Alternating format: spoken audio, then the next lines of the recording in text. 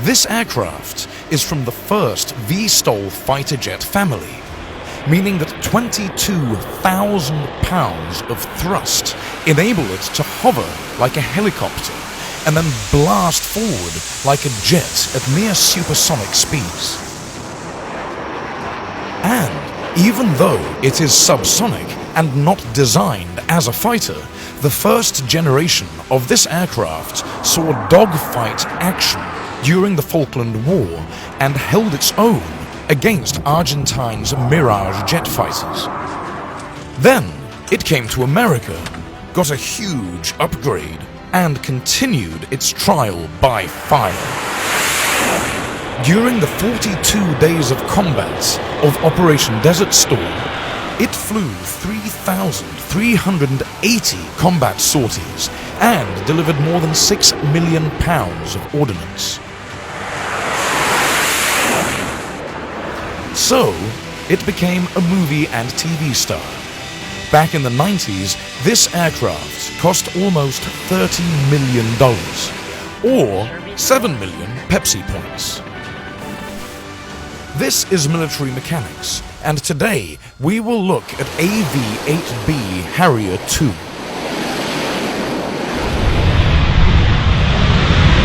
The AV-8B Harrier II was developed by a team comprised of McDonnell Douglas, British Aerospace, and Rolls-Royce.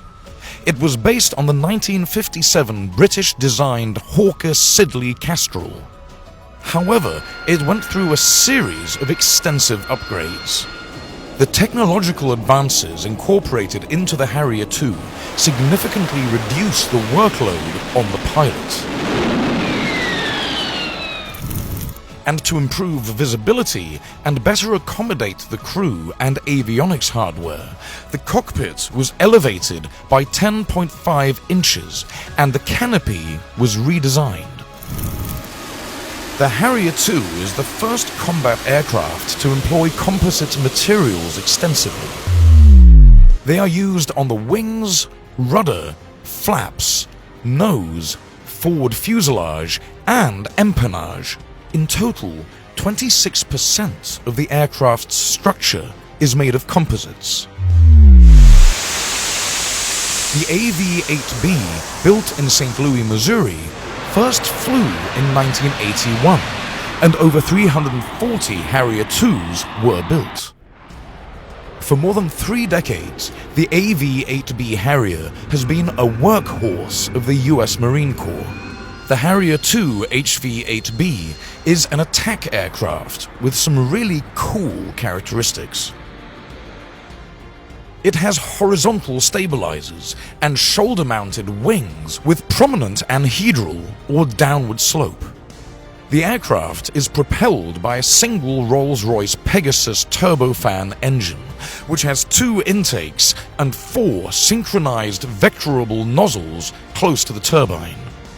2 of those nozzles are near the engine's forward cold end, while the other 2 are near the engine's rear hot end, while the majority of fixed-wing aircraft have their engine nozzles at the back. To provide control at low airspeeds, the Harrier II also has smaller, valve-controlled nozzles in the nose, tail, and wingtips. With the help of its unique nozzles, Harrier II can perform a special air maneuver called viffing, that is, making radically tight, controlled turns. The AV-8B has 1 fuselage centerline and 6 wing hardpoints, apart from 2 fuselage sections for a 25mm GAU-12 equalizer cannon and ammunition pack.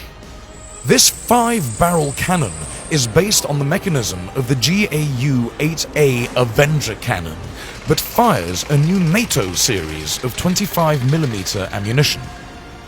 Its rate of fire is normally 3,600 rounds per minute, with a maximum of 4,200 rounds per minute. That is some serious punch, but it doesn't end there.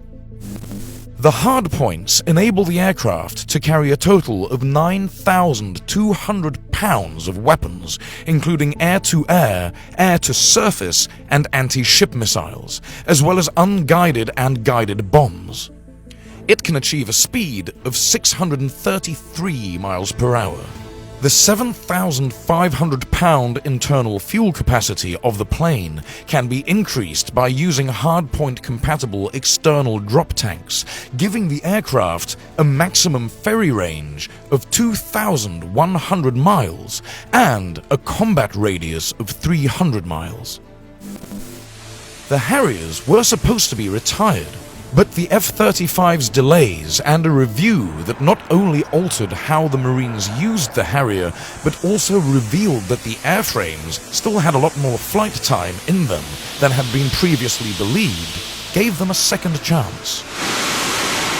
Due to this, the Marines sought for enhancements for the Harrier force, such as more recent AMRAAM missiles and the 500-pound GBU-54 laser joint direct attack munition, which combined GPS guidance and a laser seeker. The Harrier looks like it will be around for a while, even as the F-35B Lightning II, the VSTOL version of the Joint Strike Fighter, enters service.